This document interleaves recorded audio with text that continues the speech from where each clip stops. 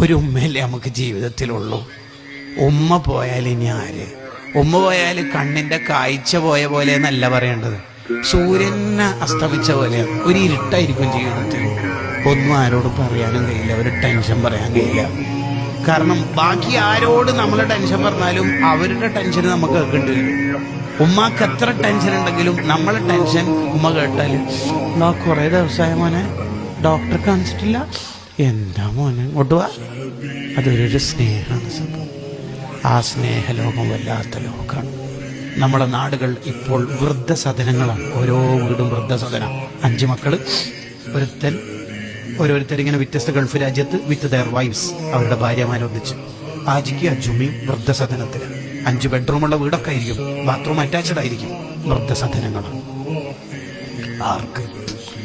അവരവർ my life is my choice.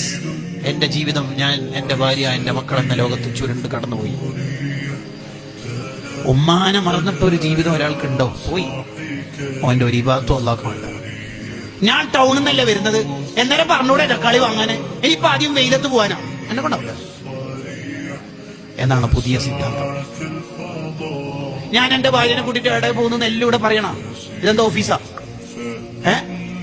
എന്നതാണ് പുതിയ ചെറുപ്പക്കാരുടെ വർത്താനം. കല്യാണം കഴിക്കുന്നവരെ ഉമ്മയായിരുന്നവന്റെ എല്ലാം.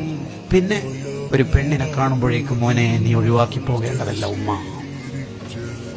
ബാക്കി ഏത് തെറ്റായാലും ആഖിറത്തിലായിരിക്കും അതിന്റെ ശിക്ഷ ഉണ്ടാവുക. ഇത് നോ, ദുനിയാവ് തന്നെ കിട്ടിത്തുടങ്ങും. ഉമ്മാനെ എങ്ങാനും ഉപ്പാനെ എങ്ങാനും ബുദ്ധിമുട്ടിച്ചാൽ ദുനിയാവ് തന്നെ കിട്ടും.